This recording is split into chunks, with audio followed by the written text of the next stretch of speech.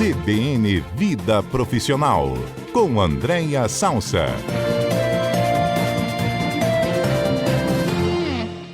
E Andréia, acabamos de falar de você aqui, você ouviu, né? Andréia é gestora da FAESA também, ela é consultora de pessoas de gestão, mentora de líderes, professora da FGV e participa conosco sempre às segundas-feiras. Você ouviu o comentário do Léo, dizendo agora há pouco aqui do nosso Moteiro de Inovação? Eu ouvi, Mari, olha que interessante, né? Porque o ouvinte que está nos... Primeiro, boa tarde, Boa. né, para você, para os nossos ouvintes, para os nossos colegas aí do estúdio. E quem está nos acompanhando desde o início vai ver que acabamos de fazer uma grande conexão, porque tudo que o Léo trouxe, né, das questões aí de tentar frear um pouquinho os avanços da inteligência artificial, mas tem já o chat GPT, né, o tal do metaverso, que até agora, né, é tão rápido, né, Mário, que um dia desses a novidade era o metaverso. Isso. Você repara que não é mais, agora é o chat GPT, mas daqui a pouquinho é outra coisa.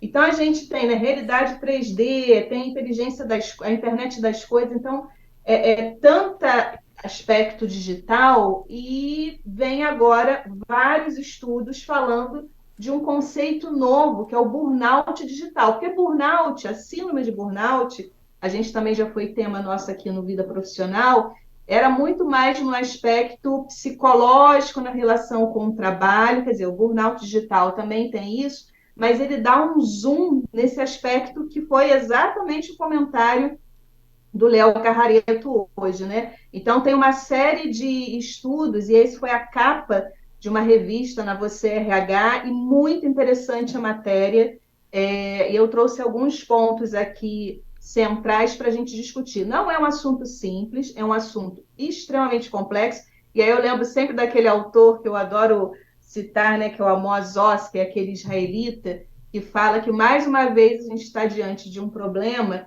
que é complexo e não tem solução simples, né? A gente está diante de um assunto extremamente complexo, mas é um dado de realidade. Hoje já existem pessoas tendo burnout digital por o excesso de utilização de tela, e é só a gente pensar, né, a gente, aqui os nossos ouvintes, que muitos de nós, a primeira coisa que a gente faz ao acordar é olhar o celular, e a última coisa que a gente faz antes de dormir é também olhar o celular. Então, acho que isso é um bom termômetro do quanto essa tela preta, né? Tem até inclusive uma série excelente que eu indico aos nossos ouvintes, chamada Black Mirror, que é exatamente essa tela preta que está acompanhando a gente no dia a dia, mas com um excesso para além do saudável, né? Então é isso que eu trouxe hoje aqui para a gente discutir com os nossos ouvintes. Perfeito.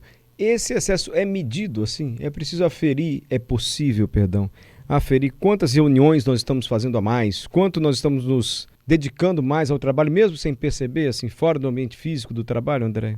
Olha, a pesquisa que a matéria traz, que inclusive é de uma empresa chamada Lens Story, olha que interessante, é uma empresa de lentes, tá? Lente de contato, que ela tem uma unidade de pesquisa, né, em inteligência e desenvolvimento dentro da própria instituição, é uma gigante dos Estados Unidos, e ela trouxe, não essas medições, Mário, mas ela trouxe 10 sinais de alerta de que você pode estar entrando num caminho de burnout digital. E aí eu acho legal a gente ler aqui esses 10 sinais de Boa. alertas, que pode ser que tanto os nossos ouvintes e até a gente se identifique. Eu confesso a vocês que aqui teve algumas que eu me identifiquei, tá? Uhum. Então vamos lá falar aqui, ó. A primeira é a diminuição da concentração e do foco e da motivação. Então, quando você usa em excesso as telas, esse é um primeiro sinal de que você tem que ficar alerta. O segundo é um cansaço visual causado por superestimulação da retina. Então, aquele olho vermelho, aquele olho que começa a ficar muito irritado, que você tem que, às vezes, parar, né? Seja a tela de computador, seja a tela de celular, é um outro sinal.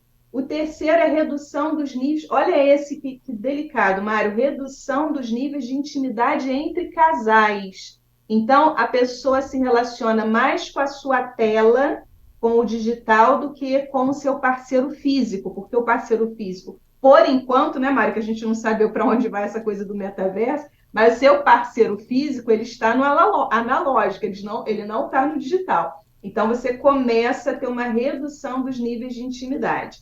Um outro ponto é a fadiga, a insônia, demora para dormir, que são desencadeadas pelo efeito da luz azul das telas, que prejudica a produção dos hormônios de sono. Já tem uma série de estudos que não é de hoje, né, trazendo esses alertas, inclusive para as crianças que têm tido muita dificuldade de dormir, exatamente porque foram expostas durante muito tempo nas telas, e isso também agora é muito conectado ao trabalhador. Você imagina a gente, né, que tudo, se a gente agora, né, é estimulado e não consigo ver, Mário, um outro caminho, não sei se é possível retroceder ao avanço das telas, né? A gente acabou de ouvir o Léo trazendo uma questão do chat GPT, que é o que se fala cada vez mais, e a educação vai para esse lugar, e toda a ciência está indo para esse lugar, e a inteligência artificial, embora tenha um movimento aí para frear, concordo com o nosso consultor de assuntos gerais aí que estava falando,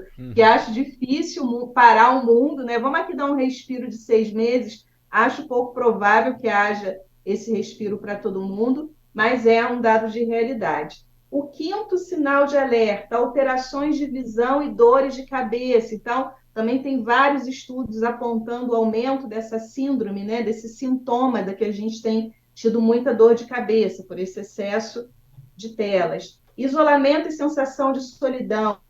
Sétimo, privação de contato físico, que aí não é só com o parceiro, mas é como a gente vai substituindo, por exemplo, até reuniões que a gente também já trouxe aqui no nosso quadro, né, as reuniões online, os encontros online, às vezes encontros públicos, aniversários públicos de forma online, então o contato físico ele vai sendo reduzido também. A diminuição da criatividade é que vem um ponto super delicado, que é quase que a gente delegando, e talvez essa seja a grande problematização ética, que também esteve contida aí, de certa forma, no comentário do Léo, que é até que momento deixaremos de ser criativos, e quem fará isso pela gente é a inteligência artificial. Então, esse é um outro sintoma, vamos dizer assim, de que a gente pode estar indo caminhando para um burnout digital. O nono sintoma, aumento do estresse causado pelo hiperfoco em conteúdo estressante, como notícias sobre conflitos políticos e problemas sociais.